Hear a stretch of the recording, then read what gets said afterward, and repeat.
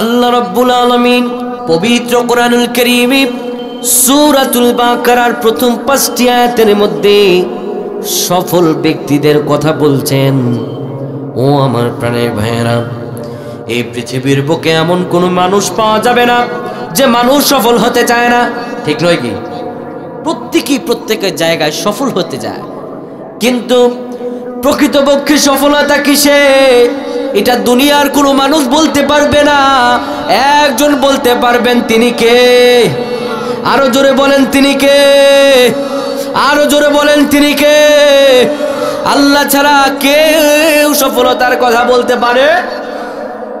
আল্লাহ রাব্বুল আলামিন বলছেন, শোনো, রাব্বুল আলামিন প্রথমেই বললেন আলিফ লাম মিম। এটি হলো হরফে মুকাত্তাআ।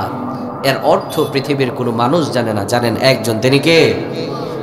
এরপর আল্লাহ রাব্বুল আলামিন পবিত্র কোরআনুল কারীমের প্রথম পৃষ্ঠায় এই আয়াতটি সূরাতুল বাকারার ২ নম্বর আয়াতে আল্লাহ বলেন, শোনো, যালিকাল কিতাবু লা রাইবা ফীহি হুদাল লিল মুত্তাকিন। আল্লাহু আকবার। আল্লাহ রাব্বুল আলামিন বলেন, এটি এমন একটি কিতাব যার মধ্যে কোনো সন্দেহের অবকাশ নেই। সুবহানাল্লাহ। প্রত্যেকটা বই লেখক বইয়ের শুরুতেই লেখে, আমার এই বইয়ের মধ্যে আপনি ভুল পেতেই পারেন, যদি কোনো ভুল পান আমাকে জানাবেন, পরবর্তী সংস্করণে আমি এটি সংশোধন করে নিব। কিন্তু পৃথিবীর বুকে এই একটি মাত্র কিতাব কোরআনুল কারীম, যে কোরআনুল কারীমে আল্লাহ শুরু লগ্নেই বললেন যালিকাল কিতাব, এই আশ্চর্যময় কিতাব, লা রাইবা ফীহ, যার মধ্যে কোনো সন্দেহের অবকাশ নাই। সুবহানাল্লাহ। শুধু কি এইটুকুই নাকি? আল্লাহ রাব্বুল আলামিন আমাদেরকে ডেকে বলছেন, আল্লাহ বলেন, আফালা ইয়াতাদাব্বারুনাল কুরআন ওয়ালাউ কানা মিন ইনদি গায়রিল্লাহি লাওয়াজাদু ফীহি ইখতিলাফান কাসীরা। আল্লাহ রাব্বুল আলামিন বলেন, তারা কেন কোরআন পড়ে না? তারা কেন কোরআন নিয়ে গবেষণা করে না? ওয়ালাউ কানা মিন ইনদি গায়রিল্লাহ, তারা কি মনে করে নাকি এটা আল্লাহ ছাড়া অন্য কারো পক্ষ থেকে অবতীর্ণ কিতাব?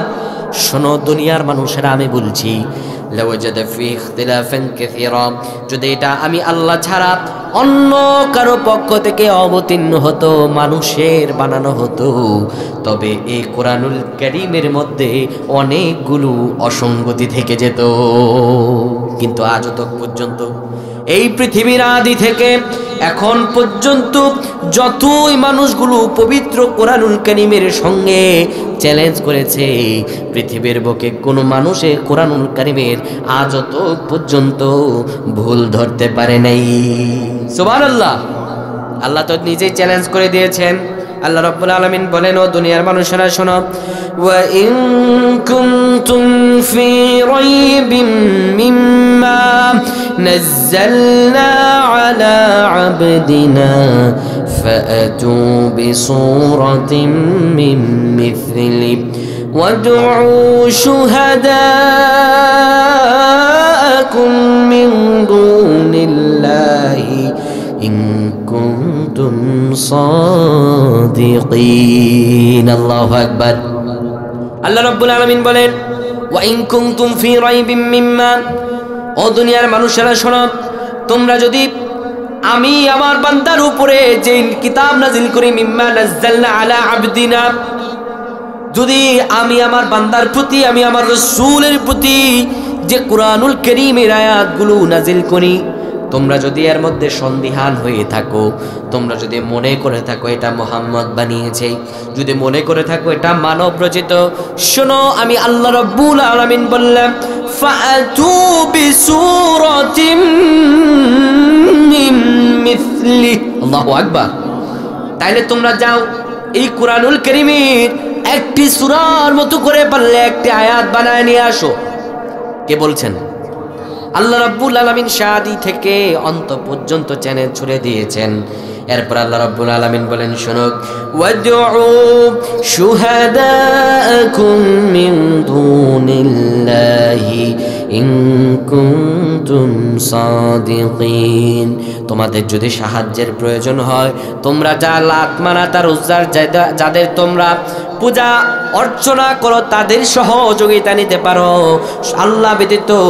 শোনো, তোমরা পারলে নিয়ে আসো যদি তোমরা সত্যবাদী হও। তোমরা তো বলো যে এটা মুহাম্মদের বানানো। অর্থাৎ ব্যাপারটা ঘটেছিল, এই আয়াতে কারিমা লাগিয়ে দেওয়া হয়েছিল কাবার সামনে। অর্থাৎ ব্যাপারটা কখন হয়েছিল আপনাদের ঘটনাটা বললে বুঝবেন। রাসূলুল্লাহ সাল্লাল্লাহু আলাইহি ওয়াসাল্লামের উপর যখন ওহীর বাণীগুলি নাজিল হচ্ছিল, তখন আরবের বড় বড় কবি আর সাহিত্যিকরা, অর্থাৎ আরবে কিন্তু এখন পর্যন্ত অনেক সাহিত্য চর্চা করা হয়, তখন তারা বলছিল আব্দুল্লাহর বেটা মুহাম্মদের উপর নাকি কি কিতাব কি আয়াত নাজিল হয়। আরে আমরা আরবি নিয়ে দিন রাত খেলাধুলা করি, আরবির সব পাতা পৃষ্ঠা আমরা লিখতে পারি, আব্দুল্লাহর বেটা মুহাম্মদের উপর যে কিতাব নাজিল হয় একটাতে সুন্দর আয়াতে কারিমা আমরা নিজেরাই বানাতে পারি। নাউজুবিল্লাহ। তার রাসূলের দরবারে আসলো, এসে বলল, মুহাম্মদ, তোমার উপর নাকি কি আয়াতে কারিমা নাজিল হয়, দাও না আমারে, আমরা আমাদেরকে একটা আয়াত দাও, তোমাকে আমরা এক চাইতে সুন্দর আয়াতে কারিমা উপহার দিব। রাসূলুল্লাহ সাল্লাল্লাহু আলাইহি সাল্লাম বলেন, না তোমরা পারবে না। তারা বলল, না আমরা না পারলে পারবে, টাকাটা দাও তুমি আমারে। রাসূলুল্লাহ সাল্লাল্লাহু আলাইহি সাল্লামকে আল্লাহ রাব্বুল আলামিন বললেন, ইয়া রাসূল, আপনি দিয়ে দেন পবিত্র কোরআনুল কারীমের সবচেয়ে ছোট্ট সূরা সূরাতুল কাউসারের প্রথম নাম্বার আয়াতটা দিয়ে দেন। রাসূলুল্লাহ সাল্লাল্লাহু আলাইহি সাল্লাম তাদেরকে দিয়ে দিলেন, কি আয়াতটা দিয়ে দিলেন, ইন্না আ'তাইনাকাল কাউসার, এটা দিয়ে দিলেন। তারা আয়াতে কারিমা নিয়ে বাড়িতে চলে গেল। দিনরাত তারা গবেষণা করতে লাগলো, আহারে এরপরে কি হবে কি হবে, ছন্দে তো ছন্দ মিলে না।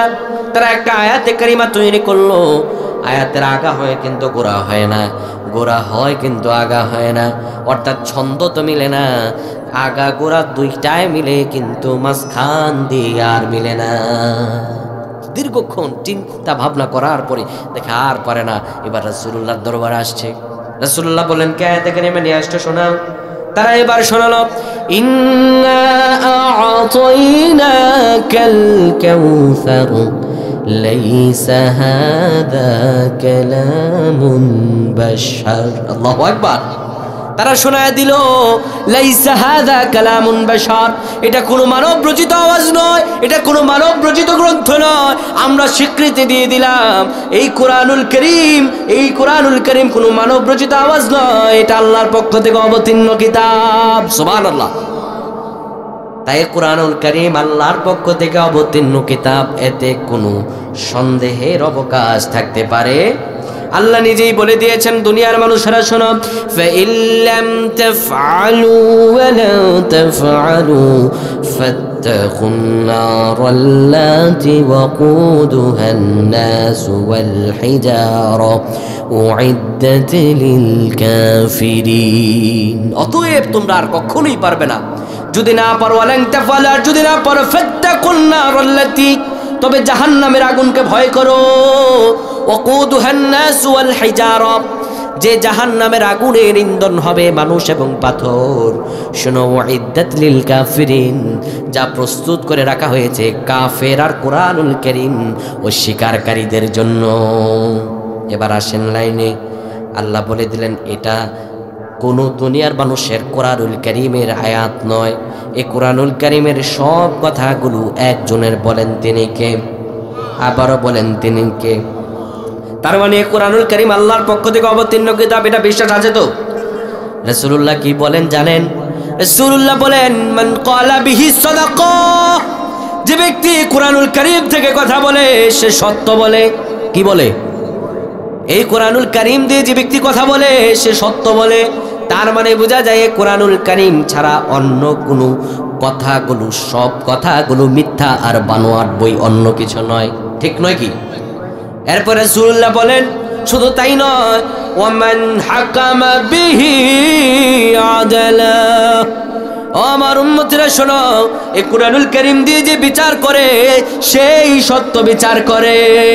তার মানে বোঝা যায় এই কুরআনুল কারীম ছাড়া যতগুলো বিচার ব্যবস্থা হয় সবগুলো বিচার ব্যবস্থা হলো টাকা আর মামার জোরে হয়, ঠিক নয় কি? আমরা দেখতে পাই আমাদের সমাজেও বিচার আছে 500 আর 1000 টাকায় অপরাধীর বিচারগুলো ঘুরে নিরপরাধীর ওপর গিয়ে বর্তিত হয়। দিনাজপুরে নাই নাই নাই নাই আমার প্রাণের বাইরে। শুধু তাই নয়, রাসূলুল্লাহ বলেন এই কুরআনুল কারীম দিয়ে ওমান দাওয়া বিহি হুদায়া, যারা কুরআনুল কারীম দিয়ে দাওয়াত দেয় আজও বা কাল হোক মানুষগুলো হেদায়েতের পথে আসে। সুবহানাল্লাহ। তার মানে কুরআনুল কারীমে অত্যাধিক চমৎকার একটি আয়াতে কারিমা। আল্লাহ তাআলা বলেন লা রাইবা ফি, এর মধ্যে কোনো সন্দেহের অবকাশ নাই। হুদাল লিল মুত্তাকিন, এরা মুত্তাকিদের জন্য গুরুত্বপূর্ণ একটি কিতাব, একটি পথ প্রদর্শক। এবার আসেন আমরা পরে কুরআনুল কারীমের ফজিলতগুলো শুনবো, এটা পুশ করে দিলাম। এবার আমরা তারপরে যাই। আল্লাহ রাব্বুল আলামিন বলেন আল্লাযীনা ইউমিনুনা বিল গায়বি ওয়া ইউকিমুনাস সালাতা ওয়া মিম্মা রাযাকনাহুম ইউনফিকুন। আল্লাহু আকবার। আল্লাহ রাব্বুল আলামিন বলেন যারা গায়বের প্রতি বিশ্বাস স্থাপন করবে, যারা অদৃশ্য বিষয়গুলোর প্রতি বিশ্বাস স্থাপন করবে, কিন্তু আফসোসের সহিত বলতে হয় অদৃশ্য বিষয়গুলোর উপর বিশ্বাস স্থাপন করাকে আল্লাহ রাব্বুল আলামিন বললেন ঈমান। আর কাফের মুশরিক নাস্তিকেরা বলে আনসিন ইজ নাথিং, যা দেখা যায় না তা বিশ্বাস করা যায় না, বলে না? আল্লাহ বললেন না না, ইমানদাররা এমন হবে না, ইমানদাররা হবে তেমন, তারা অদৃশ্য বিষয়গুলোর প্রতি বিশ্বাস স্থাপন করবে, অদৃশ্য বিষয়গুলোর প্রতি বিশ্বাস স্থাপন করবে। কাফের নাস্তিক মুরতাদেরা অদৃশ্য বিষয়গুলোর প্রতি বিশ্বাস স্থাপন করে না, তারা বলে আল্লাহরে দেখি না, বিশ্বাস করি না। কিন্তু তাদের কাছে আমার আজকে প্রশ্ন, এই পৃথিবীর বুকে নাস্তিক মুরতাদদের নতুন একটা আবিষ্কার হচ্ছে ট্রান্সজেন্ডার, অর্থাৎ লিঙ্গ পরিবর্তন করে ফেলা। মনে মনে নারী হলে নাকি সে নারী, মনে মনে পুরুষ হলে নাকি সে পুরুষ। আজকে দেখলাম একটা ছেলে বলতেছে এই বাংলাদেশেও নাকি এই বছর সে আইন পাশ হবে, মনে মনে নারী হলে সে নারীদের কাতারে গণ্য হবে। ছেলেটা বলতেছিল ওই সাংবাদিক সাহেব, মনে মনে নারী হলে যদি নারী হওয়া যায় তাহলে আমি আজকে থেকে মনে মনে নারী, আমার আজকে থেকে আপনি ছেলেদের হোস্টেলে না মেয়েদের হোস্টেলে রাখেন, রাখবেন? মনে মনে নারী হলে যদি সেটা বিশ্বাস করেন, সে তো বাহ্যিক দিকে নারী নয়, মনে মনে নারী হলে যদি সেটা বিশ্বাস হয় তো কপাল পোড়া, তোর রবকে দেখোস, তার রবের এত নিদর্শন দেখিস, তারপরও কেন তুই ঈমান আনতে পারিস না? কথা কয় না কেন? আমার প্রাণের ভাইয়েরা, বাটপারি আর চিটারে করে আমাদের দেশের মধ্যে ইসলামটারে শেষ করে দিয়ে এই দেশের মধ্যে পোলাপানগুলোরে নাস্তিক মুরতাদ বানানোর জন্য পায় তারা চলছে। এমন পায় তারা চলছে, মাদ্রাসার বইয়ের মধ্যে হারমোনিয়ামের ছবি। কোন কালে মাদ্রাসার ছাত্রদের এত অধপতন হয় নাই যে মাদ্রাসার ছেলেরা হারমোনিয়াম বাজাবে, এত অধপতন হয়েছে নাকি? নাস্তিকবাদ ঢুকাচ্ছে কারা? মাদ্রাসার সাংস্কৃতিক আর সাহিত্য বিষয়ের মধ্যে এমন বিষয় ঢুকাইছে, পালা গান, গানের অধ্যায় সম্পর্কে মাদ্রাসার বইয়ের সিলেবাসের মধ্যে দিয়ে দিছে। আফসোস, যাবেন কোথায়? আফসোসের সহিত বলতে হয় আল্লাহ রাব্বুল আলামিন বললেন ইমানদার হবে তারা যারা গায়েবের প্রতি বিশ্বাস স্থাপন করবে, অর্থাৎ আল্লাহ এবং তার রাসূল। ট্রান্সজেন্ডারের বিষয়টা সাইডে রাখলাম, ওটা পরে বলবো, ওটাও পুশ করে দিলাম। অর্থাৎ মেন সফল ব্যক্তিদের কথা বলছে। আল্লাহ বলেন শোনো, অদৃশ্য বিষয়গুলোর প্রতি বিশ্বাস স্থাপন করে তারা বসে থাকবে না। আমরাও তো আল্লাহরে বিশ্বাস করি, আমরাও তো রাসূলুল্লাহকে দেখি নাই, জান্নাত জাহান্নাম দেখি নাই, বিশ্বাস করি। ও ভাই, যারা ঘরের ভিতরে বসে আছে তারাও তো বিশ্বাস করে। ও ভাই, সবার বিশ্বাস একরকম যদি হতো তাহলে ঘরের ভিতরে ল্যাপের তলে মানুষগুলো এইভাবে শুয়ে থাকতে পারতই না। এটা কি কোরআনের মজলিস নাকি? আমার প্রায় আল্লাহ বলেন না, সবার বিশ্বাস এমন হবে না, কিন্তু যারা অদৃশ্য বিষয়গুলোর প্রতি বিশ্বাস স্থাপন করবে তাদের উপর কিছু দায়িত্ব অর্পিত হবে। আল্লাহ বলেন শোনো, কি দায়িত্ব? ويقيمون الصلاة ومما رزقناهم ينفقون। আমার এই বান্দারা সালাত কায়েম করবে, তাদের ঘরে, তাদের সমাজে, তাদের রাষ্ট্রে সালাত কায়েম করবে। শুধু সালাত কায়েম করে ক্ষান্ত হবে না, ও মিম্মা রাযাকনাহুম ইউনফিকুন, এবং আমার বান্দারা তাদের সম্পদ থেকে আল্লাহর রাস্তায় তারা ব্যয় করবে। এরপর আল্লাহ রাব্বুল আলামিন বলেন, শোনো, এইটুকু তুই নয়, আরো তাদের সিমটম রয়েছে। আল্লাহ বলেন, আল্লাযীনা ইউমিনুনা বিমা উনজিলা ইলাইকা ওয়া মা উনজিলা মিন ক্বাবলিক ওয়া বিল আখিরাতি হুম ইউকিনুন। আল্লাহু আকবার। আল্লাহ রাব্বুল আলামিন বললেন, এইটুকুই নয়, সে সিমটম তাদের হলো তারা রাসূলুল্লাহর উপরে যে কিতাব নাজিল হয়েছে কিতাবের প্রতি বিশ্বাস স্থাপন করবে। ওমা উনজিলা মিন ক্বাবলিক, এবং রাসূলের আগেও যে নবী ছিল, যে রাসূল ছিল, তাদের উপরে যে কিতাবগুলো অবতীর্ণ হয়েছে এর উপর তারা বিশ্বাস স্থাপন করবে। ওয়াবিল আখিরাতি হুম ইউকিনুন, এবং আখিরাতের প্রতিও দৃঢ় বিশ্বাস রাখবে। এই সিমটমগুলো যাদের মধ্যে থাকবে, আল্লাহ 5 নম্বর আয়াতে জানায় দেন। আল্লাহ বলেন, উলাইকা আলা হুদাম মির রাব্বিহিম ওয়া উলাইকা হুমুল মুফলিহুন। আল্লাহু আকবার। আল্লাহ বলেন, উলাইকা আলা হুদাম মির রাব্বিহিম, এরাই তাদের রবের পক্ষ থেকে প্রাপ্ত হেদায়েতের উপর প্রতিষ্ঠিত। এরা ছাড়া সব হেদায়েতের বাইরে। আল্লাহ রাব্বুল আলামিন বলেন, শোনো, ওয়া উলাইকা হুমুল মুফলিহুন, এরাই হলো সফলকাম, এরাই হলো সফলকাম, এরা ছাড়া সব ভণ্ড আর ভাউতাবাজ। প্রাথমিক পর্যায়ে আমরা সফল ব্যক্তিদের কিছু গুণাবলী পেলাম। এবার এটারও এই সাইডে পুশ করে দেন। এবার আমরা চলে যাব তারপরের আয়াতে। এবার আল্লাহ রাব্বুল আলামিন তারপরের আয়াতের মধ্যে কাফেরদের কথা বললেন। এই 5টি আয়াতের মধ্যে প্রথম 5টি আয়াতের মধ্যে আল্লাহ ইমানদারদের কথা বললেন। বাকি 5টি আয়াতের মধ্যে আল্লাহ রাব্বুল আলামিন এমন মানুষদের কথা বললেন যাদেরকে আপনি দেখলেই মুমিন মনে করবেন। এবার তাদের পরিচয়টা একটু দেই। আল্লাহ রাব্বুল আলামিন বলেন, শোনো, ইন্নাল্লাযীনা কাফারু সাওয়াউন আলাইহিম আযারতাহুম আম লাম তুনজিরহুম লা ইউমিনুন। আল্লাহু আকবার। আল্লাহ বললেন, নিশ্চয়ই যারা কুফরি করে, সাওয়াউন আলাইহিম আনজারতাহুম আম লাম তুনজিরহুম লা ইউমিনুন, আপনি তাদেরকে হেদায়েত করেন, আপনি তাদেরকে বুঝান আর না বুঝান, সাওয়াউন আলাইহিম, দুইটাই তাদের জন্য সমান। লা ইউমিনুন, তারা ঈমান আনবে না। করোনা ভাইরাস দেখেও যারা ঈমান আনে নাই, এ দেশের মধ্যে একের পর এক বিপর্যয় আসার পরেও যারা ঈমান আনে নাই, এই সমস্ত কাফেরদেরকে যদি আপনি জাহান্নাম সুদ্ধা দেখান, এরা কিছুদিন বলবে আমরা ঘুমানোর পরে যায় নামাজ খুঁজি, এরপরে কিছুদিন পরে যেই হেই সেই ইসলামের বিরুদ্ধে এরা কাজ করা শুরু করবে। এদের রক্ত তো আবু জাহেলের রক্ত, এদের ভেতর তো আবু জাহেল আর উতবা সাহেবা বসবাস করে।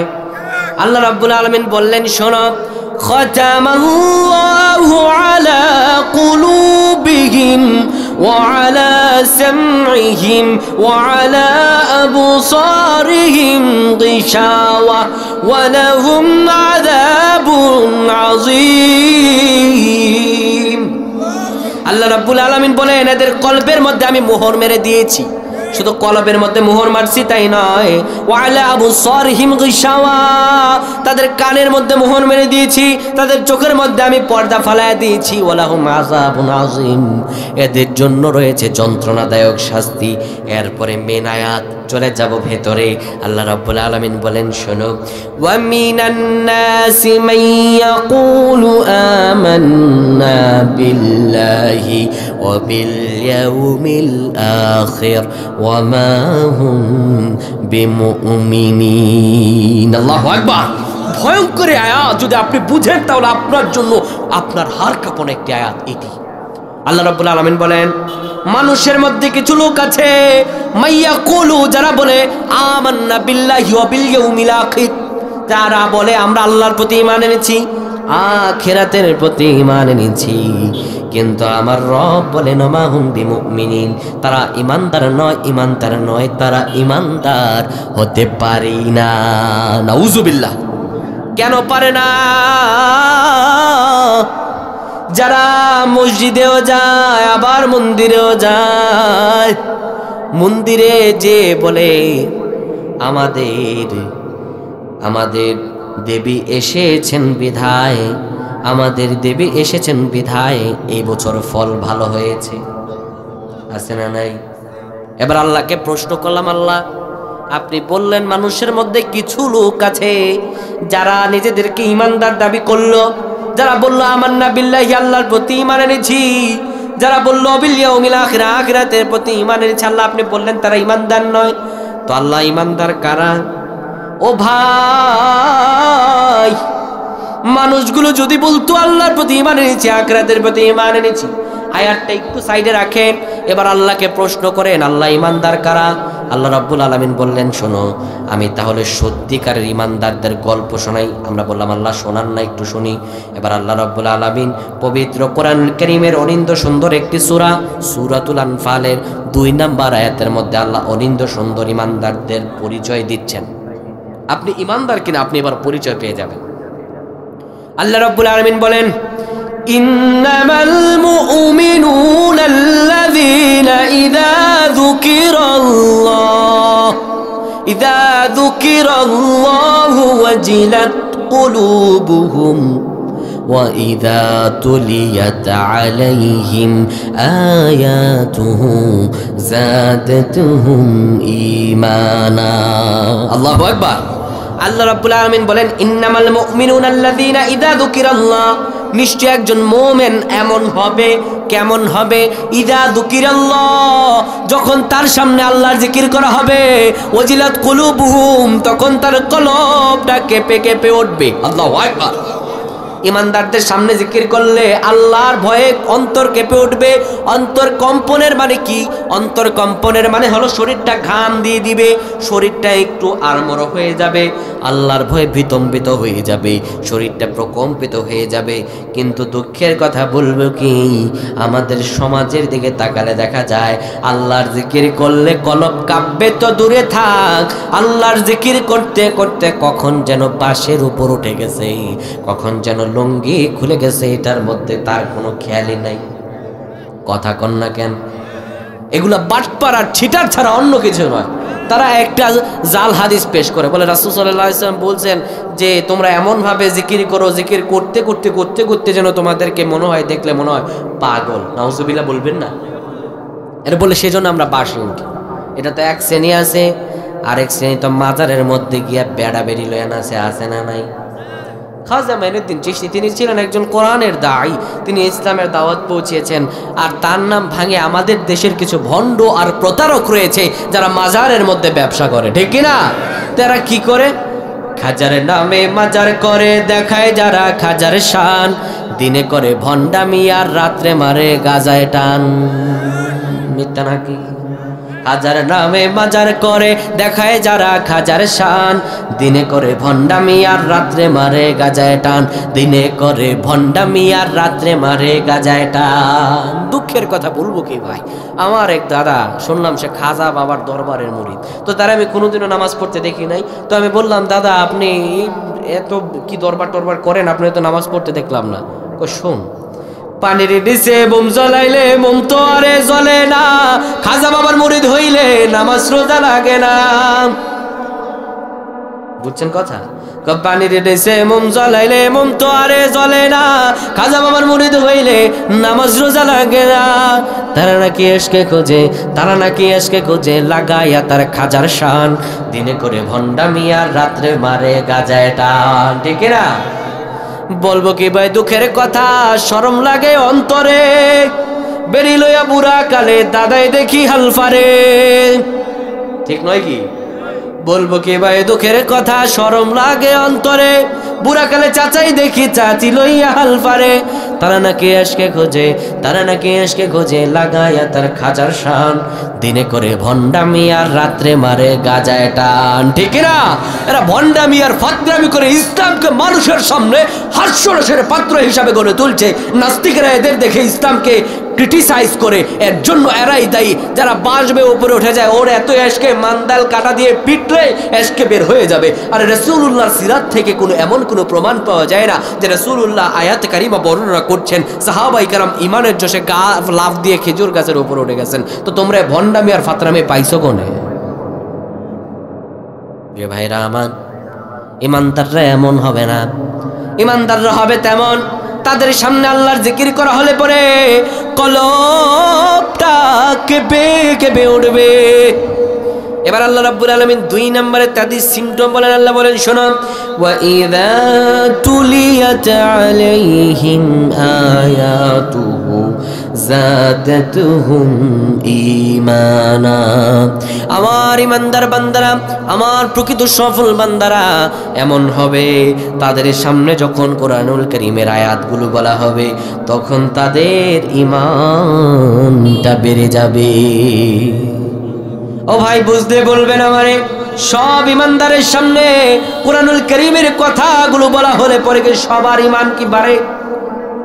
কথা কয় না। সবার ঈমান কি বাড়ে? ভাইরে, সবার ঈমান যদি বাড়ত, যারা মুসলমান দাবি করে, নিজের ঈমানদার দাবি করে, সবার ঈমান যদি বাড়ত, তাহলে 13 বছর ধরে আল্লামা সাঈদীর জেলের মধ্যে বন্দী করে মৃত লাশ করে বের করতো না। কোনো অপরাধ ছিল না, শুধুমাত্র কোরআনুল কারীমের কথা বলার জন্য 13টা বছর ধরে কারাগারে বন্দী ছিল। বাবার টেনশন করতে করতে রফিক বিন সাইদিও মারা গেল, সংসারটা একদম তছনছ করে দিল।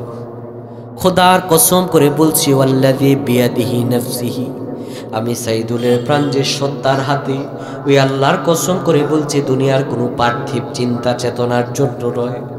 আমি যে আজকে আপনাদের সামনে কথা বলছি, আল্লাহর কসম করে বলছি, এই কথা বলার অবদানের পেছনে আল্লামা সাঈদীর ভূমিকা আছে। একটু বুঝ হওয়ার পরেই তার আলোচনা না শুনে ঘুমাতাম না।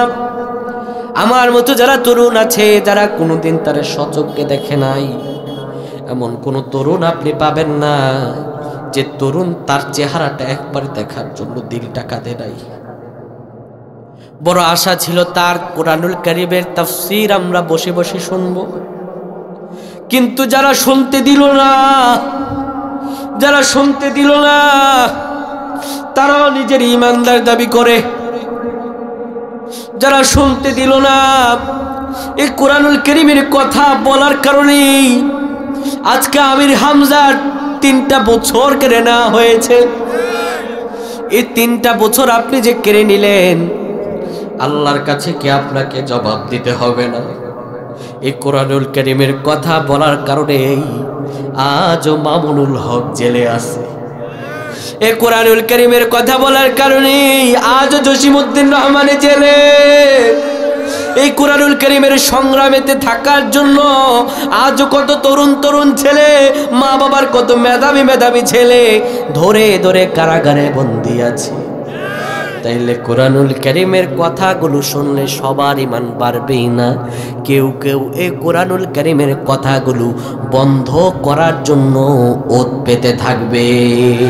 ঠিক কি না ভাইরা আমার? এবার আপনারা শোনেন, আমি বলছি, আমি যখন ফেরাউনের কথা বলবো, আমি যখন মুসা আলাইহিস সালামের কথা বলবো, ফেরাউনকে বাদ রাখা যাবে না। আমি যখন ইব্রাহিম আলাইহিস সালামের কথা বলবো, তখন নমরুদকে বাদ রাখা যাবে না। আমি যখন বর্তমানে কোরআনুল কারীম দিয়ে কথা বলবো, তখন বর্তমানে রাম বাম আর নাস্তিকদের ছেড়ে কথা বলা যাবে না। সুতরাং কোরআনুল কারীমের কথাগুলো পক্ষে যাক আর বিপক্ষে যাক, মানতে রাজি আছেন তো? কোন বাতিলের রক্ত চক্ষুকে আমরা ভয় পাই না। আমরা বলে দিয়েছি ইন্না সলাতি ওয়া নুসুকি ওয়া মাহইয়ায়া ওয়া মামাতি লিল্লাহি রাব্বিল আলামিন। আমাদের সালাত, আমাদের কুরবানি, আমাদের জীবন, আমাদের মরণ সব কিছু রবের জন্য। যখন থেকে লা ইলাহা ইল্লাল্লাহ পড়েছি তখন থেকে শিক্ষা গ্রহণ করেছি আল্লাহ ছাড়া কোনো মাবুদ নাই, তখন থেকে শিক্ষা গ্রহণ করেছি আল্লাহ ছাড়া কোনো আইন প্রণয়নদাতা নাই, তখন থেকে শিক্ষা নিয়েছি আল্লাহ ছাড়া কারো আইন কারো কথা আমরা মানি না, তখন থেকে শিক্ষা নিয়েছি আল্লাহ ছাড়া আর কারো রক্তচক্ষুকে আমরা ভয় পাই না। সুতরাং একজনের যদি জবান বন্ধ করে দেওয়া হয়, এক আল্লামাকে শেষ করে দিয়ে যদি মনে করা হয় এই পৃথিবীতে আকিমুদ্দিন ইকামতের দিন নিয়ে কেউ কথা বলবে না, একজন মামুনুল হককে কারাগারে বন্দী করে যদি মনে করা হয় যে আর কেউ কথা বলবে না, তাদের শুনে রাখা উচিত একজনকে বন্দী করার সাথে সাথে আল্লাহ রাব্বুল আলামিন আরশে আজিম থেকে শতজন এই জমিনে পয়দা করে দিবেন। বাতিলের রক্তচক্ষুকে ভয় করব না আমরা, ইনশাআল্লাহ। রাজি আছেন তো সবাই? আল্লাহ আমাদের প্রত্যেককে কবুল করবেন, আল্লাহুম্মা আমিন।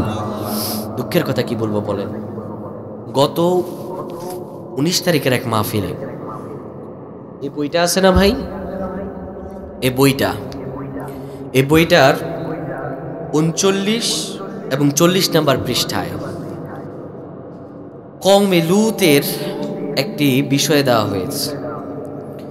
আমি আমার প্রতিবাদ শুরু পৃষ্ঠাগুলো ছিঁড়েছি, আজও ছিঁড়বো, শেষের দিকে ছিঁড়েছি, এটা আমার প্রতিবাদ। আমার ভালো লাগে না, আমি ছিঁড়তে পারি, নিজের টাকায় কিনছি, নিজের টাকায় ছিঁড়ছি। আজকে আমাকে একজন ফোন কল দিয়েছে, বুঝছেন, ফোন দিয়ে বলতেছে আপনি কি সাইদুল ইসলাম মাসুদ বলছেন? বললাম হ্যাঁ বলছি। আপনি যে বইয়ের পৃষ্ঠা ছিঁড়লেন এটার ব্যাখ্যা দেন। আমি আপনাদেরকে শরীফ শরীফা গল্পের মধ্যে কি আছে আপনাদের বলি। শরীফা একটা ট্রান্সজেন্ডারের নাম। সে তার মেয়ে বন্ধুদের সাথে বলতেছে তোমরা যে আমাকে দেখছো আমি আজকে শরীফা, আমি কিন্তু আসলে শরীফা নই। তাহলে তারা কৌতূহলবশত বলল তুমি তাহলে কে? বলতেছে আমি হচ্ছি শরীফ। আমি ছোট থেকেই ছেলে ছিলাম, একটু বড় হলাম যখন, তখন আমার মেয়েদের মতো সাজগোজ করতে খুব পছন্দ হতো। তো এটা দেখে আমার ফ্যামিলি আমাকে মারধরও করেছে, আমাকে তারা ঘর থেকে বের করছে। কথা কিন্তু খেয়াল করবেন, সে বলতেছে আমি কিন্তু মেয়ে নই, আমি শরীফ ছিলাম, আমার শরীরের সব অবকাঠামোগুলো ছেলেদের মতো। আমি কিছুদিন পরে মনে মনে করলাম যে আমার মেয়েদের মতো সাজতেই ভালো লাগে, তো আমি মেয়েদের মতো লিপস্টিক দিলাম, কানে দুল পরলাম, মাথায় টিকলি পরলাম। তো পড়ছি আমার এখন এগুলো দেখে আমার বাবা মা আমাকে মারলো, খুব মারধর করার পরে আমাকে আমি ঘর থেকে বেরিয়ে গেলাম। বের হয়ে যাওয়ার পরে আমি দেখতে পেলাম অনেক দূরে হিজলা সম্প্রদায় আছে, তাদের নাকি একজন গুরুমা আছে, এই গুরুমাদের সাথে আমি অবস্থান করতে লাগলাম। তখন আমি তাদের সাথে বসবাস করতে লাগলাম। তো এইখানেই গল্পটার ইতিসমাপ্তি টেনেছে। আচ্ছা, এখানে কি শরীফ থেকে শরীফা যে হয়েছে সে একটা হিজরা, এটা বুঝাইছে? এটা কিন্তু বুঝায় নাই। হিজরাদের সম্মান ইসলামে আছে, তাদের অধিকারও ইসলাম দিয়েছে। আম্মা জান আয়েশা সিদ্দিকা রাদিয়াল্লাহু তাআলা থেকে হাদিস আছে। কিন্তু ট্রান্সজেন্ডার বা জেন্ডারকে পরিবর্তন করে নারী হওয়া এটা হচ্ছে কবিরা গুনাহ। রাসূলুল্লাহ সাল্লাল্লাহু আলাইহি সাল্লাম বলেন যে ব্যক্তি কবিরা গুনাহ করে আল্লাহর কাছে মাফ চায়, আল্লাহ তাকে মাফ করবেন। কিন্তু কেউ যদি কবিরা গুনাহকে সওয়াবের নিয়তে জায়েজ মনে করে, অর্থাৎ যারা ফতুয়া বোর্ড থেকে ফতুয়া এসেছে, যারা লিঙ্গ পরিবর্তন করে তারা তো জায়েজ মনে করেই করে, তো কবিরা গুনাহকে যারা জায়েজ মনে করে তারা কাফের। কবিরা গুনাহকে জায়েজ মনে করা কাফের। আর কাফেররা যদি কুফরিয়াত পরিচর্যা করে তাদের আবার কিসের ধর্ম আর কিসের কি? আফসোস। তো আমি এটা ছেড়েছি, আমাকে বলতেছে আর ব্যাখ্যাকে। আমি বললাম এটার ব্যাখ্যা হচ্ছে আপনারা এখানে যে ঘটনা দিয়েছেন এটা আমার পছন্দ হয়নি, সেজন্য আমি ছিঁড়ে ফেলেছি। তো বলল আপনি দেশের সম্পদ কেন নষ্ট করলেন? আমি বললাম আপনারা দেশের সম্পদ নষ্ট করছেন, আমি দেশের সম্পদ নষ্ট করিনি, আপনারা করছেন নষ্ট, সেজন্য আমি সম্পদ নষ্ট করার প্রতিবাদ করেছি। তারপরে আমাকে বলল তাহলে আপনি কি বোঝাতে চান? আমি বললাম যে আমি এটাই বোঝাতে চাই যে আপনারা ছেলেদের মেধা বিকাশের বদলে ছেলেদের মেধাকে আপনারা প্রতিবন্ধী করে তুলছেন। যে বাচ্চা এই শরীফ থেকে শরীফার গল্প পড়বে, আচ্ছা বলেন ক্লাস 7-এর একটা শিশু বাচ্চা, সে তো আহামরি বড় অ্যাডাল্ট হয়ে যায় না, সে গল্প পড়ার পরে কিন্তু মনে মনে ধারণা করবে আরে আমার তো দেখতে ছেলের মতো দেখা যায়, আমি কি আসলে ছেলে না মেয়ে? সে তো কনফিউজড হয়ে যাবে না?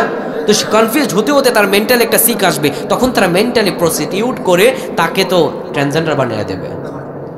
আমি বলতে চাই, বাংলাদেশের যিনি স্বাধীনতার স্থপতি বঙ্গবন্ধু শেখ মুজিবুর রহমান 1971 সালে যোদ্ধা তৈরি করা শিখিয়েছেন, কিভাবে নিজেদের অধিকারকে রক্ষা করতে হয় তা শিখিয়েছেন। আর ট্রান্সজেন্ডার আমাদের হিজড়া বানিয়ে আমাদের ঘরের মধ্যে বন্দি করতে চায়। আমরা সবাই মুক্তিযোদ্ধার সন্তান, আমরা কাপুরুষ হতে চাই না। আমাদের যারা হিজড়া বানাতে চায় তাদের এই আইন প্রণয়ন বাংলাদেশের মতো মুসলিম প্রধান রাষ্ট্রে হতে দেওয়া যাবে না, ঠিক কিনা? আমাদের সম্মান রয়েছে, কিন্তু অন্যায় যখন করবে তার প্রতিবাদ আমরা অবশ্যই করব, ঠিক কিনা? প্রিয় ভাইরা আমার, তো সে আমাকে বলল, আপনি পাবলিক প্লেসে কেন ছিলেন? তো আমি বললাম, আপনারা পাবলিক প্লেসে বাচ্চাদের হাতে তুলে দিয়েছেন, তো আমি পাবলিক প্লেসে ছিড়বো না? আমার এই যে এই ভিডিওটা নিয়ে এটিএন বাংলা আজকে নিউজ হয়েছে, আমি দেখলাম এটিএন বাংলায় পর্যন্ত নিউজ হয়েছে। তো যাই হোক, কখন কি হয়ে যায় বলা যায় না। আমি আবার বাবা মায়ের একমাত্র সন্তান, কিন্তু একটাই কথা, লা ইলাহা ইল্লাল্লাহ যেদিন থেকে পড়েছি সেদিন থেকে নিজের জীবনকে আল্লাহ রাস্তায় সঁপে দিয়েছি। পৃথিবীর কোনো রক্তচক্ষুকে আমরা ভয় পাই না। আপনাদের সাথে বিষয়টা শেয়ার করে রাখলাম, মাথায় গেঁথে রাখবেন ইনশাআল্লাহ।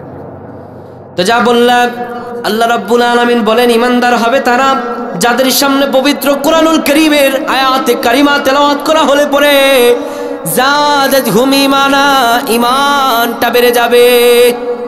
কিন্তু কথা হচ্ছে, হুজুর যারা কোরআনুল কারীমের বিরুদ্ধাচরণ করে, যারা আমরা দেখি মুমিন দাবি করে, কিন্তু তারা কারা?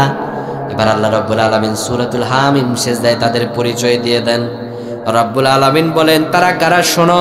আল্লাহ বলেন, ওয়াকালাল্লাযীনা কাফারু লা তাসমাউ লিহাযাল কুরআনি ওয়ালগাউ ফীহি লাআল্লাকুম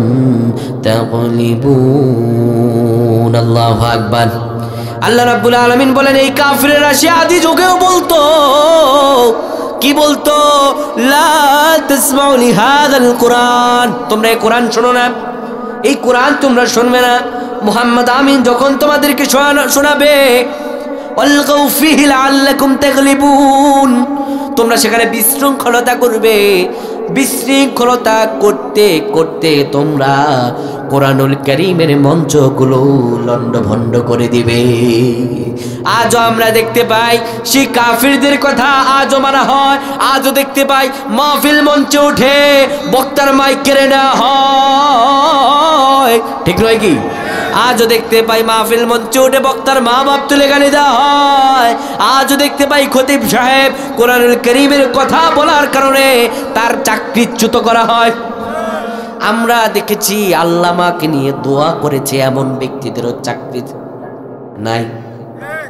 ও আমার প্রাণের ভাইয়েরা, আল্লাহ রাব্বুল আলামিন বললেন, এই স্বভাব তো কোনো ইমানদারের হবে না। এটা তো কাফেরদের স্বভাব ছিল। কাফেরদের কথা ছিল লা তাসমাউ লিহাযাল কুরআন, কোরআন শুনতেই দেওয়া যাবে না। তাহলে যারা আজও চোখে এই কাজগুলো করছে, তারা যদি নিজেদেরকে ইমানদার বলে বলে আমান্না বিল্লাহি ওয়া বিল ইয়াউমিল আখির, আল্লাহ যে বললেন ওমা হুম বিমুমিনিন, তারা ইমানদার নয়, তাহলে কথা ঠিক আছে না নাই?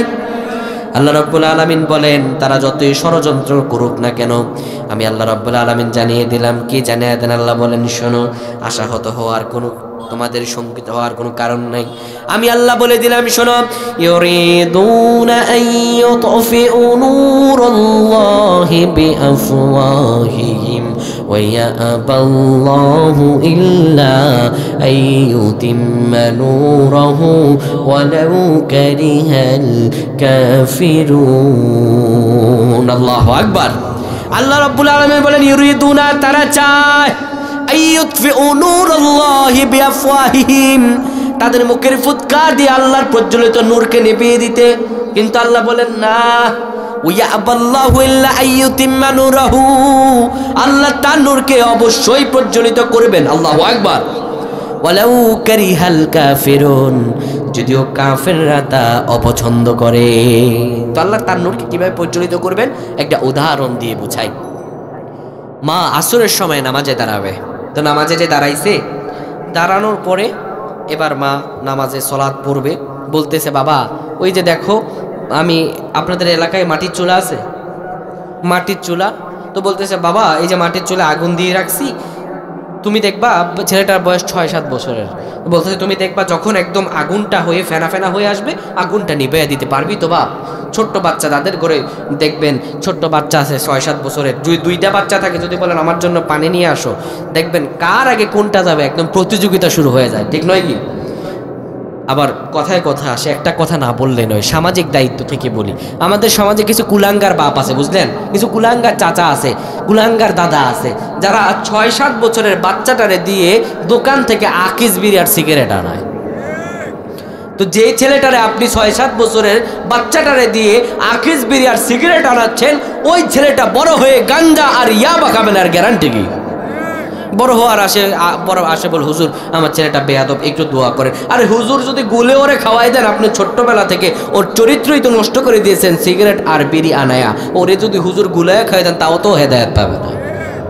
এ কাজ করবেন? কখনোই না।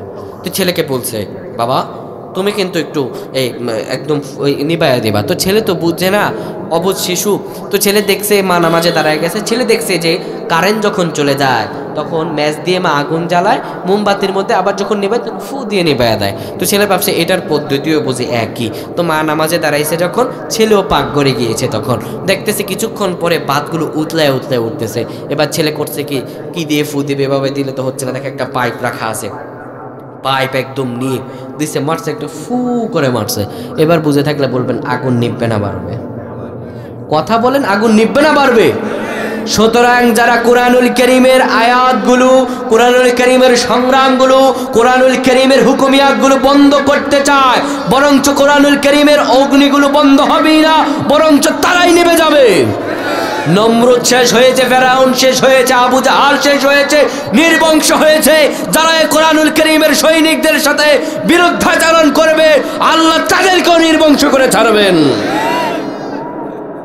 প্রিয় ভাইরা আমার, আল্লাহ রাব্বুল আলামিন বললেন ঈমানদার হবে তারা যাদের সামনে আল্লাহর কোরআনের আয়াতগুলো বলা হলে ঈমান বেড়ে যাবে।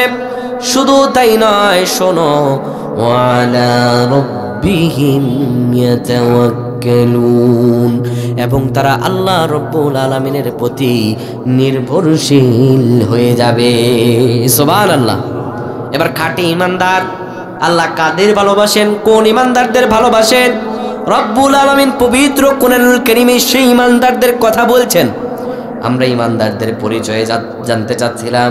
আল্লাহ রব্বুল আলামিন ঈমানদারদের পরিচয়ের মধ্য দিয়ে এবার আরেকটা ঈমানদারদের পরিচয় দিচ্ছেন। এরপরে শোনাবো কোন ঈমানদারদের বেশি ভালোবাসেন আল্লাহ। রব্বুল আলামিন বলেন, শোনো, ঈমানদারদের সামনে আল্লাহর জিকির করা হলে কলব কাঁপবে, তাদের সামনে কোরআনুল কারীমের আয়াতগুলো বলা হলে ঈমান বেড়ে যাবে। শুধু তাই নয়, আল্লাহর প্রতি তারা নির্ভরশীল হয়ে যাবে।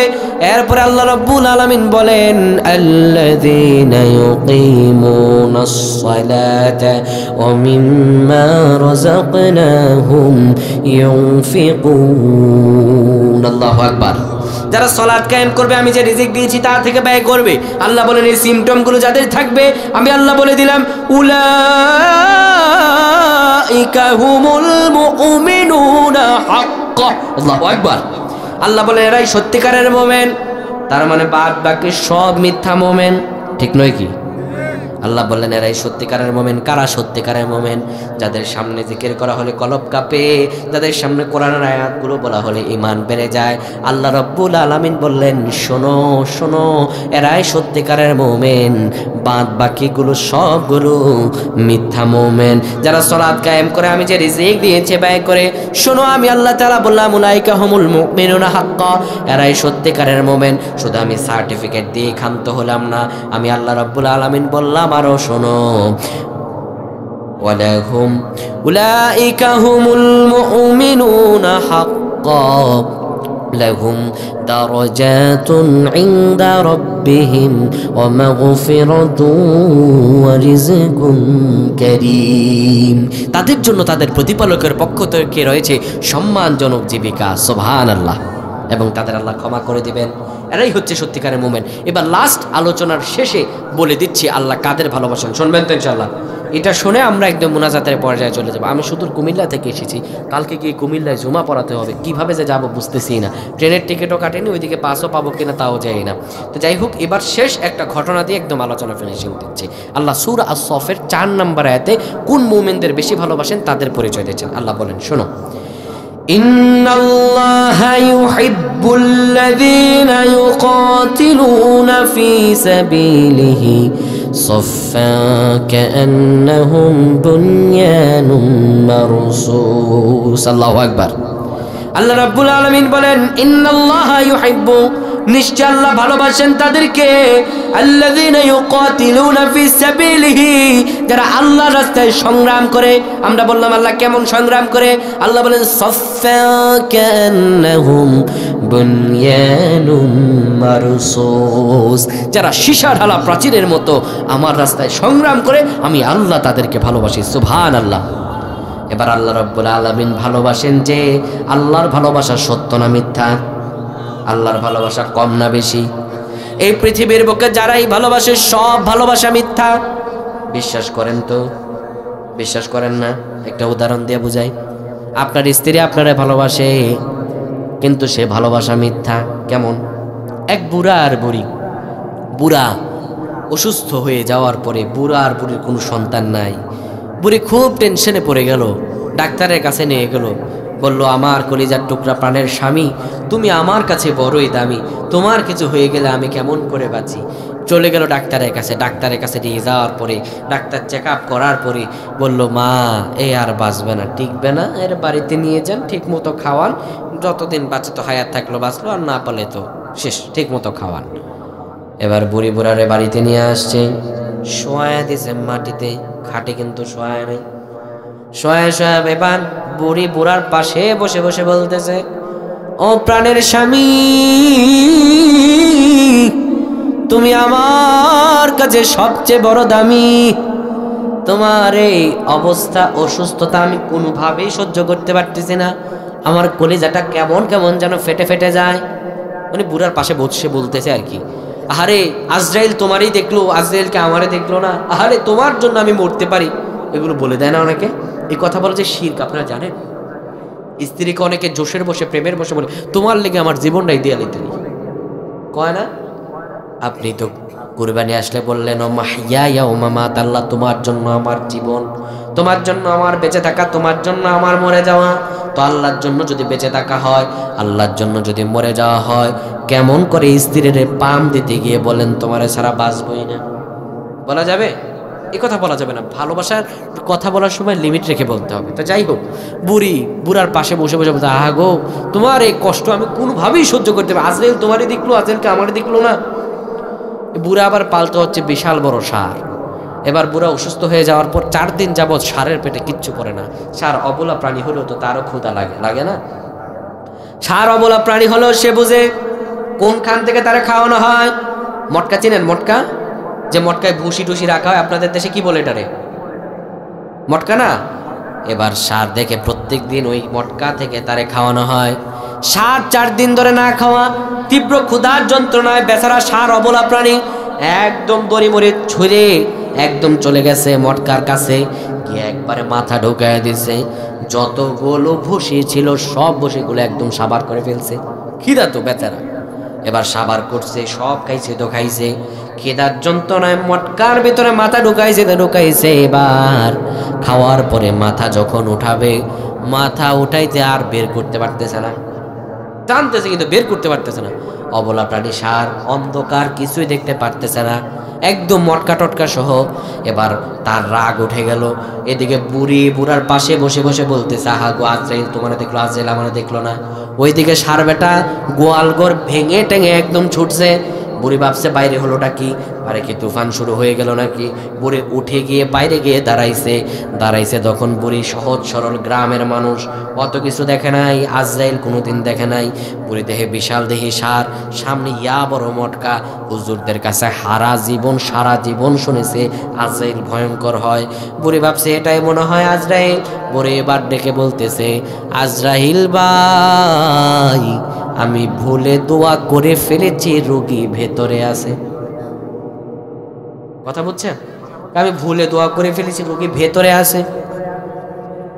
ও ভাই, দুনিয়ার ভালোবাসা মিথ্যা বই আর অন্য কিছু নয়, ঠিক নয় কি? আপনি আজকে শীতকাল, ঘর থেকে বের হবেন, ছেলেটা বলে বাবা চাদর এনে দিয়েছি, চাদর ছাড়া মাহফিলে যাওয়াই যাবে না। আপনি একবারে চাদর মুড়ি দিয়ে আসলেন, কিন্তু ওই আপনি বাবা আজকে মরে দেখেন, কালকে তীব্র শীতের মধ্যে আপনার ছেলেটা কবরের উপর গিয়ে একটা কাপড় দিয়ে আসবে না, ঠিক নয় কি? একটা কাপড় দিয়ে আসবে না। আপনি আজকে মরে গিয়ে দেখেন, আপনি ঘর থেকে বের হবেন, তীব্র বৃষ্টি, ছেলে দিয়েছে ছাতা, বাবা ছাতা ছাড়া বের হওয়া যাবে না। একটা বৃষ্টির ফোঁটা পড়লে কিন্তু খবর আছে নিউমোনিয়া হয়ে যাবে। আপনি ওই বাবা আজকে মরে দেখেন, কবরের মধ্যে এতগুলো বৃষ্টির ফোঁটা পড়বে, একদিন গিয়ে আপনার ছেলেটা কবরের উপরে ছাতা ধরবে না। তাহলে ভালোবাসার কি? দুনিয়ার সব ভালোবাসা মিথ্যা, কিন্তু আমার রবের ভালোবাসা কি মিথ্যা নাকি? এই পৃথিবীতে যখন আমরা ছিলাম না, তখনও আমার রব ভালোবেসেছেন। আল্লাহ বলেন, মানুষরে হাল আতা আলাল ইনসানি হিনুম মিনাদ দাহরি লাম ইয়াকুন শাইআম মাযকুরা। মানুষ কি জানে না? তারা কি মনে করে তাদেরকে আমি এমনি বানিয়েছি? তাদের কি এমন কোনো কাল ছিল না, এমন কোনো সময় ছিল না যখন তারে কেউ চিনতো না, কেউ তারে বুঝতো না, তার নাম ছিল না, কোনো পরিচয় ছিল না? আমি রব তো তখনও তোমারে ভালোবেসেছি। আল্লাহ বলেন, তোর আমি বিকলাঙ্গ করে বানাই নাই, পঙ্গু করে বানাই নাই, কত সুন্দর দেহ দিলাম। তারপরে দুনিয়াতে আসার পরে আল্লাহর সঙ্গে কুফরি করে আসে না নাই? এবার আল্লাহ রাব্বুল আলামিন বলেন, শোনো দুনিয়ার মানুষেরা, আমি আল্লাহ রাব্বুল আলামিন ভালোবাসি তাদেরকে সফফান কান্নাহুম বুনিয়ানুম মারসুস, যারা সীসা ডালা প্রাচীরের মতো আল্লাহ রাব্বুল আলামিনের রাস্তায় সংগ্রাম করে। তো সীসা ডালা প্রাচীরের মতো সাহাবাই কেরাম কেমন করে সংগ্রাম করেছে, তাহলে আমাদের এই নিয়ে জানতে হবে। রাসূলুল্লাহ সাল্লাল্লাহু আলাইহি সাল্লাম মক্কা নগরী থেকে হিজরত করে যখন মদিনায় আসেন, সর্বপ্রথম যে যুদ্ধটা অনুষ্ঠিত হয় সেটার নাম কি? কি বলেন? বদরের যুদ্ধ। কিসের যুদ্ধ বলেন? আমাদের দেশের ছেলেপেলেদেরকে যদি আপনি বলেন যে আমাদের দেশে ক্রিকেট টিমে প্লেয়ার কয়েকটা নাম বলতে পারবো, ফটফট করে সব বলে ফেলবে, একদম মানে বিদেশি প্লেয়ার, ফুটবল টিমের প্লেয়ার সবার নাম বলতে পারবে। কিন্তু বলে দেখেন যদি 5 জন সাহাবীর নাম বলো, একদম মুখ ভুট্টায় যাবে একদম। আফসোস, নিজেদের বিপদ তো নিজেরাই ডেকে আনছে। 10 জন সাহাবীর নাম বলতে পারবে না, 10 জন নবীর নাম বলতে পারবে না, কিন্তু ক্রিকেট টিমের সবার নাম একদম মুখস্থ তার। আফসোস। রাসূলুল্লাহ সাল্লাল্লাহু আলাইহি ওয়াসাল্লাম মক্কা থেকে হিজরত করে মদিনায় যখন আসেন, সর্বপ্রথম বদরের যুদ্ধ অনুষ্ঠিত হবে। রাসূল সাল্লাল্লাহু আলাইহি ওয়াসাল্লাম খুব শঙ্কিত, আশঙ্কাগ্রস্ত যে আহারে আমার এই কয়েকজন সাহাবী আর কাফেররা তদানীন্তন যুগে সুপার পাওয়ার, তাদের সঙ্গে কি আমরা পারবো নাকি? রাসূলুল্লাহ খুব ভীত শঙ্কিত। রাসূল সাল্লাল্লাহু আলাইহি ওয়াসাল্লাম যখন একটু মন খারাপ, তখন রাসূলুল্লাহর একজন জালিলুল কদর সাহাবী হযরত মিকদাদ রাদিয়াল্লাহু তাআলা আনহু রাসূল সাল্লাল্লাহু আলাইহি ওয়াসাল্লামকে বলে উঠলেন, ইমজিবিনা ইয়া রাসূলুল্লাহ সাল্লাল্লাহু আলাইহি ওয়াসাল্লাম হাইসুমা তাশা। ইয়া রাসূলুল্লাহ, আপনি আশাহত হবেন না, আপনি টেনশন করবেন না, চিন্তার কোনো কারণ নাই, টেনশন করার কোনো কারণ নাই। হাইসুমা তাশা, আপনার যেই দিকে ইচ্ছা আমাদেরকে আপনি সেই দিকে নিয়ে চলেন। সুবহানাল্লাহ। শুধু তাই নয়, হাইসুমা আমারাকাল্লাহ, ইয়া রাসূলুল্লাহ, আপনি শঙ্কিত হবেন না, আল্লাহ যেই দিকে আদেশ করেন সেই দিকে আপনি আমাদের নিয়ে চলেন। এরপরে তিনি বলছেন, ইন্না লাকুলু লাকা ক্বালা বানু ইসরাঈল লিমূসা আলাইহিস সালাম ইযহাব আনতা ওয়া রাব্বুকা ফাকাতিলা ইন্না হাহুনা কাঈদুন। ইয়া রাসূলুল্লাহ, আপনি আশঙ্কিত হবেন না, আমরা আপনাকে একবার বলবো না, ইয়া রাসূলুল্লাহ, আপনাকে বনি ইসরাঈলদের মতো বলে দেব না, হে মূসা আপনি আর আপনার আল্লাহ যান জিহাদ করতে, আমরা আপনার সঙ্গে জিহাদ করতে যাব না, এই কথা একবারও বলবো না। ইয়া রাসূলুল্লাহ, হাইসুমা আমারাকাল্লাহ, আপনি আমাদেরকে সেই পথে নিয়ে যান, আল্লাহ যেই পথে বলেছে, আল্লাহর রাহে আমাদের প্রাণটা বিলিয়ে দিতেও আমরা প্রস্তুত আছি। সুবহানাল্লাহ। রাসূলুল্লাহ সাল্লাল্লাহু আলাইহি সাল্লাম বদর যুদ্ধে নিয়ে গেলেন, 313 জন সাহাবী নিয়ে রাসূলুল্লাহ বিজয় গ্রহণ করলেন। সুবহানাল্লাহ। কাফেররা 1000, এদের মুসলমান 313 জন। এ মুসলমানের ইমানের বদলে 313 জন দিয়ে 1000 কাফেররে সাবার করে দিয়েছিলেন। কিন্তু আজকে বিশ্বের বুকে 200 কোটি মুসলমান থাকার পরেও কেন মানুষদের বিজয় নাই? আর একমাত্র কারণ হলো মুসলমানদের একতা নাই, একতা নাই, একতা তাদের নাই। ঠিক নয় কি? কি বলবো, হুজুরদের মধ্যেই তো দ্বন্দ্ব।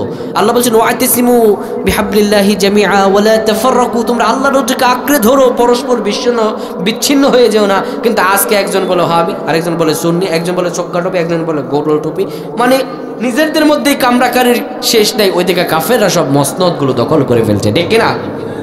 তাই তো বলি, আলেমে আলেমে বিভেদ এখন, জালেমে জালেমে দোস্তি, আলেমে আলেমে বিভেদ এখন, জালেমে জালেমে দোস্তি, পথের ঠিকানা জানা নেই কারো, কে কোথায় পাবে স্বস্তি, কে কোথায় পাবে স্বস্তি। সালাতে দুহাত বাঁধবো কোথায়, নবীর উপরে বুকে, আমিন বলবো চুপি সারে নাকি সজরে আওয়াজ ফুকে, ঠিক না? সালাতে দুহাত বাঁধবো কোথায়, নবীর উপরে বুকে, আমিন বলবো চুপে সারে নাকি সজরে আওয়াজ ফুকে। ছোট আরো ছোট বিষয় নিয়েও চলছে ভীষণ দ্বন্দ্ব, ছোট আরো ছোট বিষয় নিয়েও চলছে ভীষণ দ্বন্দ্ব, সব দল ভাবে আমরাই ভালো অন্যরা কালো মন্দ, সব দল ভাবে আমরাই ভালো অন্যরা কালো মন্দ। আলেমে আলেমে বিভেদ এখন, জালেমে জালেমে দোস্তি, আলেমে আলেমে বিভেদ এখন, জালেমে জালেমে দোস্তি, পথের ঠিকানা জানা নেই কারো, কে কোথায় পাবে স্বস্তি, কে কোথায় পাবে স্বস্তি। ফরজ নিয়ে তো মারামারি নেই, নফল সফল ডুব, টুপির আকার আকৃতি দেখে গবেষণা হয় খুব, ঠিক না? ফরজ নিয়ে তো মারামারি নেই, নফল সফল ডুব, টুপির আকার আকৃতি নিয়ে গবেষণা হয় খুব। এই সুযোগে আবরাহা দেখো হাঁকিয়ে বেড়ায় হস্তি, জালেমে জালেমে দোস্তি, আলেমে আলেমে বিভেদ এখন, জালেমে জালেমে দোস্তি, পথের ঠিকানা জানা নেই কারো, কে কোথায় পাবে স্বস্তি, কে কোথায় পাবে স্বস্তি। খেতির নেশায় আলেমের মন ব্যস্ত, ভীষণ ব্যস্ত, এই সমাজের সব কাজে তাই জালেমের হাতে ন্যস্ত, ঠিক না? খেতির নেশায় আলেমের মন ব্যস্ত, ভীষণ ব্যস্ত, এই সমাজের সব কাজে তাই জালেমের হাতে ন্যস্ত। নিজের হিসাব করে না আলেম, অন্যের কথা ভাবে, বিরোধকারীরা জাহান্নামে নাকি জান্নাতেই যাবে। বুঝছেন কথা? নিজের হিসাব নাই, ওই কে জান্নাতে যাবে কে জাহান্নামে যাবে, মানে হুজুরা ফতোয়া দিয়ে জাহান্নাম কাফের বানায়া দেয়। নিজের হিসাব করে না আলেম, অন্যের কথা ভাবে, বিরোধকারীরা জান্নাতে নাকি জাহান্নামে যাবে। কাফের ফাসিক লক্ষ ফতুয়া পকেটেই আছে জমা, আল্লাহর কাছে ছাড় আছে তবু তার কাছে নেই ক্ষমা। হেরার চেরাগ চিনতে পারেনি এখনো আপন মন, হেরার চেরাগ চিনতে পারেনি এখনো আপন পর, জালেমের হাতে চলে গেছে তাই নিজের সাজানো ঘর, ঠিক না? হেরার চেরাগ চিনতে পারেনি এখনো আপন পর, জালেমের হাতে চলে গেছে তাই নিজের সাজানো ঘর। সালতানাতের মিনার হারিয়ে আশ্রয়ে তার বস্তি, জালেমে জালেমে দোস্তি, আলেমে আলেমে বিভেদ এখন, জালেমে জালেমে দোস্তি, আলেমে আলেমে বিভেদ এখন, জালেমে জালেমে দোস্তি, পথের ঠিকানা জানা নেই কারো, কে কোথায় পাবে স্বস্তি, কে কোথায় পাবে স্বস্তি। আল্লাহ যেন সবাইকে বুঝদান করেন, বলেন আল্লাহুম্মা আমিন। ও আমার প্রাণের ভাইয়েরা, আল্লাহ রাব্বুল আলামিন ইমানদারদের জীবন, জান, মাল সব কিছু কিনে নিয়েছেন। আল্লাহ কিন্তু অত্র আয়াতের মধ্যে চমৎকার একটি কথা বলেছেন, সেটি হচ্ছে যারা প্রকৃত খাঁটি ইমানদার হবে, আল্লাযী ওয়াবিম্মা রাযাকনাহুম ইউনফিকুন, তারা তাদের সম্পদ থেকে ব্যয় করবে। কথা বুঝতে পেরেছেন? জীবনের সব কিছু বিলিয়ে দেবে। রাসূলুল্লাহ সাল্লাল্লাহু আলাইহি ওয়াসাল্লাম যুদ্ধের জন্য সবার থেকে হাদিয়া গ্রহণ করবেন। রাসূল সাল্লাল্লাহু আলাইহি ওয়াসাল্লাম সব সাহাবায়ে কেরাম থেকে হাদিয়া নিচ্ছেন। যখন অনেকজন সাহাবী অনেক বিশাল কিছু দান করেছে, কেউ তরবারি কেনার জন্য শত শত মোহর দিয়েছে, রাসূল সাল্লাল্লাহু আলাইহি ওয়াসাল্লাম বললেন, আমার আবু বকর কোথায়? হযরত আবু বকর একটি আড়ালে আবডালে দাঁড়িয়ে আছেন। রাসূলুল্লাহ বললেন, আবু বকর আসো, তুমি কি আল্লাহর রাস্তায় আজকে জিহাদের জন্য দান করবে না নাকি? হযরত আবু বকর রাদিয়াল্লাহু তাআলা আনহু পকেট থেকে ছোট্ট একটা পুটলি এনে রাসূলুল্লাহর সামনে দিলেন। এবার রাসূলুল্লাহর সামনে দিলেন যখন, দেয়ার সঙ্গে সঙ্গে রাসূলুল্লাহ বললেন, ও আমার সাহাবীরা শোনো, যারা আজকে দান করলাম সবার দানের চাইতে আল্লাহ রব্বুল আলামিনের কাছে হযরতে আবু বকরের দানটা কবুল হয়েছে। সুবহানাল্লাহ পড়ে। এবার সাহাবীদের তো একটু মন খারাপ। রাসূলুল্লাহ বলে কি, আমি তো হাজার হাজার মোহর দিলাম, শত শত মোহর দিলাম, এত কিছু দিলাম, কিন্তু রাসূলুল্লাহ আবু বকরকে কেন বললেন? আবু বকরের সম্পদগুলো আল্লাহ রাব্বুল আলামিনের কাছে প্রিয়, আবু বকরের দানটা আল্লাহ কবুল করেছেন, কেন বললেন? রাসূলুল্লাহ সাহাবীদের ফিসফিসানি শোনার পরে বুঝতে পারলেন। রাসূলুল্লাহ ডাক দিলেন, ও আমার সাহাবীরা শোনো, কেন আবু বকরের দান আল্লাহর কাছে প্রিয় হয়েছে শোনো। ও সাহাবী, তুমি বলো তুমি কি এনেছো, আল্লাহর রাস্তায় কি দিয়েছো, আর ঘরে কি আছে? সাহাবী বলল, ইয়া রাসূলুল্লাহ, আমি 50% সম্পদ দিয়েছি, 50% ঘরে আছে। আরেকজন সাহাবী বলল, ইয়া রাসূলুল্লাহ, আমি 70% আল্লাহর রাস্তায় সম্পদ দিয়েছি, 30% বাকি আছে। এমনি এমনি প্রত্যেকটা সাহাবী বলল, কিছু দিয়েছে, কিছু বাকি আছে। এবার আবু বকরের কাছে যখন আসলেন, হযরত আবু বকর বলে উঠলেন, ইয়া রাসূলুল্লাহ, ইয়া হাবিবাল্লাহ, আমার ঘরে আর কিচ্ছু নাই, আল্লাহ আর তার রাসূল ছাড়া আমার আর কিচ্ছু নাই। সুবহানাল্লাহ পড়বেন না? অর্থাৎ আল্লাহর রাস্তায় তারা জীবনের সব কিছুকে উৎসর্গ করেছেন। তাই আল্লাহর রাস্তায় আপনারা উৎসর্গ করতে রাজি আছেন তো? রাজি আছেন সবাই? কে কে রাজি আছেন? আল্লাহর দুইটা হাত দেখান, সবাই হাত তোলেন। আল্লাহ আমার প্রত্যেকটা ভাইরে কবুল করেন, আল্লাহুম্মা আমিন। এখন আল্লাহর রাস্তায় যদি দেওয়ার জন্য রাজি থাকেন, তাহলে এই মাদ্রাসার জন্য দিতে রাজি আছেন তো? এবার আমি আসলে কালেকশন কখনোই করি না, তো আমার ভাই, আমার কলিজার টুকরা ভাই নওশাদ মাহফুজ ভাই, উনি